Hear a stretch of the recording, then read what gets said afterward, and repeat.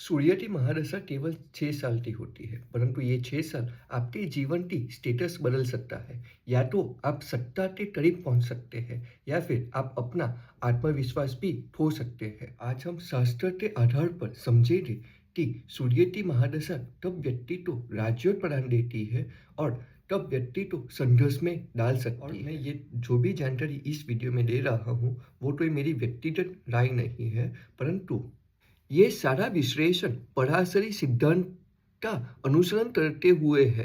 बृहद पराशर होराशास्त्र में स्पष्ट रूप से उल्लेख है कि सूर्य की महादशा में व्यक्ति को अधिकार, पद और पिता से संबंधित विषयों में प्रमुख घटनाएं देखने को मिलती है। और वीडियो को शुरू करने से पहले मैं आप सभी से विनंती चाहता हूँ कि आप चैनल को सब्सक्राइब करना ना भूलिए, जिससे आपको ऐसी ही जानकारी मिलती रहे।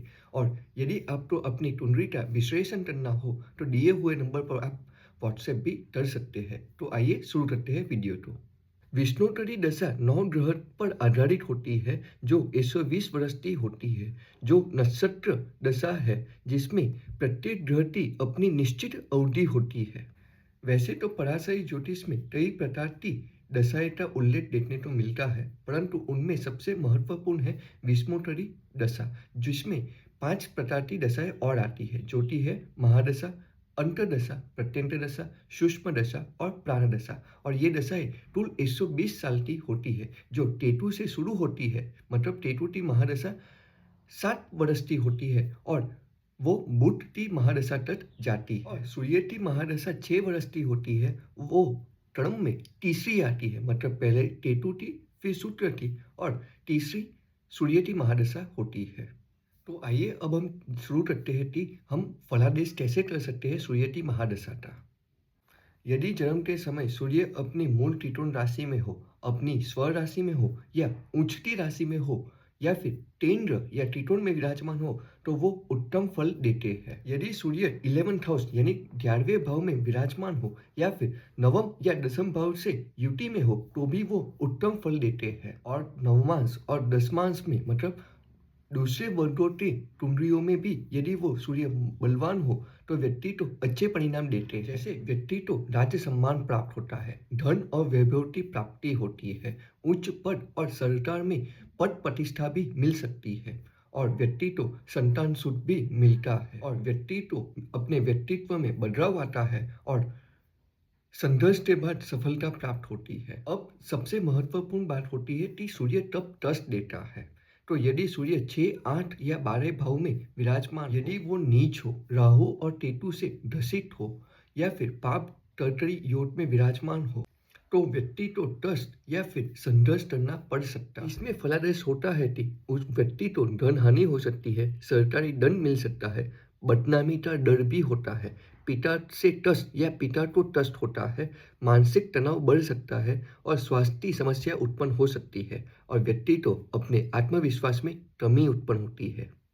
लेकिन ऐसे सूर्य पर यदि शुभ ग्रहों की दृष्टि हो तो व्यक्ति को बीच बीच में राहत भी मिलती है।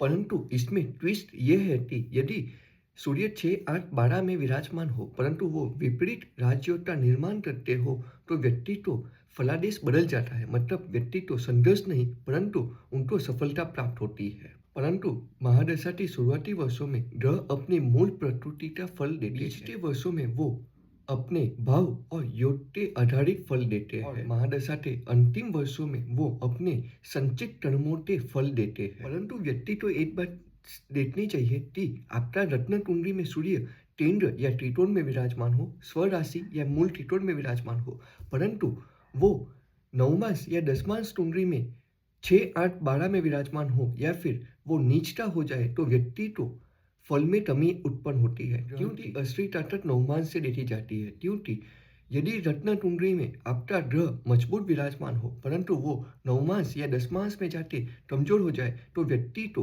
परेशानी का सामना करना पड़ सकता है। मतलब यदि व्यक्ति को 100% रिजल्ट मिलने वाले थे तो उसमें कमी होते 80 या 70% रिजल्ट मिलते हैं। और व्यक्ति को अपने अष्टवक्र को भी देखना चाहिए। सूर्य की महादशा में अष्टवक्र में कितने अंक आते हैं वो भी चेक करना पड़ता है और व्यक्ति को अपना सद बल भी कितना होता है वो भी चेक करना पड़ता है, जिससे आप एक्यूरेट प्रिडिक्शन कर सकते हैं। और सूर्य की महादशा कैसे जाएगी उसके लिए केवल आप राशि मत देखिए, परंतु आप नक्षत्र भी देखिए, क्योंकि नक्षत्र भी अहम भूमिका निभाते हैं फलादेश करने के समय। क्योंकि राशि 30 डिग्री की होती है, परंतु नक्षत्र 13 डिग्री 20 मिनट के होते हैं और उसमें 4 चरण आते हैं, जिससे आपको फलादेश करते समय मदद मिलती है और आप अच्छे से फलादेश कर सकते हैं। यदि सूर्य अपने शत्रु नक्षत्र में हो तो परिणाम बदल सकते हैं, परंतु यदि वो अपने मित्र या शुभ नक्षत्र में विराजमान हो तो व्यक्ति को अच्छे परिणाम मिलते हैं। महादशा में नक्षत्र स्वामी का भी बहुत बड़ा रोल होता है, क्योंकि यदि सूर्य मेष राशि में विराजमान हो परंतु वो अश्विनी नक्षत्र में हो तो व्यक्ति आध्यात्मिक यानी स्पिरिचुअल की ओर बढ़ सकता है। महादशा अकेले काम नहीं करती, उनमें अंतर्दशा का भी अहम रोल होता है। जैसे सूर्य की महादशा हो और शनि की अंतर्दशा हो तो अधिक संघर्ष करना पड़ सकता है व्यक्ति को। सूर्य की महादशा हो और गुरु की अंतर्दशा हो तो व्यक्ति को सम्मान में वृद्धि हो सकती है। ऐसे ही आपको अंतर्दशा भी चेक करनी पड़ सकती है। और आप गोचर को भी मत भूलिए, क्योंकि गोचर भी अहम भूमिका निभाती है कि सूर्य की महादशा है, परंतु सूर्य पे कौन सा ग्रह कब गोचर करता है वो भी आपको देखना है। और यदि सूर्य के साथ कोई ग्रह विराजमान हो, मतलब वो ग्रह युति में हो परंतु वो अस्त हो जाए तो वो भी सूर्य की महादशा में असर देता है। जैसे कि सूर्य के साथ बुध विराजमान है और बुध अस्त हो गया हो तो व्यक्ति को अपनी कम्युनिकेशन स्किल्स में थोड़ी कमी आती है या फिर उसमें नर्वस सिस्टम यानी डाइजेस्टिव सिस्टम में कोई तकलीफ उत्पन्न हो सकती है या फिर उसमें त्वचा के रोग भी आ सकते हैं। तो दोस्तों, यह थी संक्षेप में सूर्य की महादशा का फलादेश। यदि आपको कोई प्रश्न है तो कमेंट डाउन कीजिए। वीडियो पसंद आया तो चैनल को सब्सक्राइब करना ना भूलेगा और आपको अपनी कुंडली का विश्लेषण करना हो तो दिए हुए नंबर पर व्हाट्सएप कर सकते हैं। हर हर महादेव, जय माता जी।